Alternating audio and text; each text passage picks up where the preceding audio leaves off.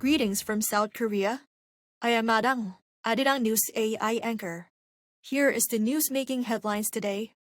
South Korea's export sector continues its robust upward trajectory, fueled by surging global demand for memory chips and automobiles. The Ministry of Trade, Industry and Resources reported on Monday that outbound shipments reached $87.75 billion in May, marking a massive 53.2% surge year-on-year. This explosive growth drove the nation's total trade surplus to a substantial $26.95 billion. Semiconductor exports, which account for a critical portion of the country's economic output, spearheaded the expansion, jumping 169.4% to $37.16 billion compared to the same period last year. Average daily exports set a historic milestone by breaking past the $4 billion mark for the first time on record. U.S. President Donald Trump sent changes to a proposed deal back to Iran after a meeting with advisors on Friday. While the exact details of the edits remain unclear, an official familiar with the issue told CNN that Trump is pushing for much stricter language regarding Iran's nuclear restrictions and a guaranteed reopening of the Strait of Hormuz.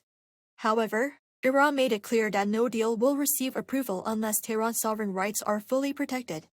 Meanwhile, geopolitical tensions continue to weigh heavily on consumers and global energy markets, as the national average price for gasoline in the U.S. went up almost 46% compared to before the conflict began. U.S. Treasury Secretary Scott Bessent downplayed concerns about the price increases and described the energy-driven inflation as a temporary supply shock that would ease as global markets stabilize. Israel says it has captured the strategic Beaufort Castle in southern Lebanon, which Israeli Prime Minister Benjamin Netanyahu described as a decisive shift in the country's offensive against Hezbollah. Located just 14.5 kilometers from the Israeli border, the fortress overlooks the Litani Valley, beyond an area in southern Lebanon from where Israel had stated its original objective was to remove Hezbollah fighters. It is seen as both a symbolic and strategic prize. In a statement following the operation, Netanyahu said Israel had broken the barrier of fear and was now taking the initiative across multiple fronts, including Lebanon, Gaza, and Syria. He said the goal is to deepen and expand Israel's control over areas previously held by Hezbollah.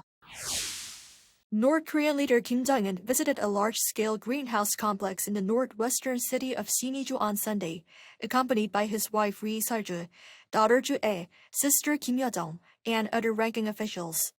It was his third visit to the complex this year, and his eighth visit since 2024 when it was built following devastating floods to showcase the regime's focus on improving people's livelihoods. The North Korean Central News Agency reported on Monday that Kim visited the complex for an on-site review of vegetable production and management operations. South Korea's cultural tourism festivals drew a record high number of visitors last year, with growing popularity among both domestic and international travelers.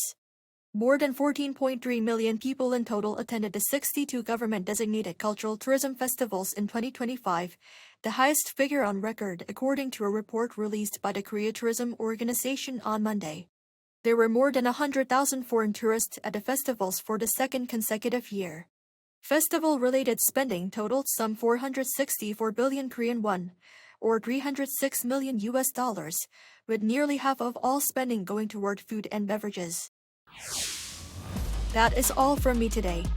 Thank you for watching.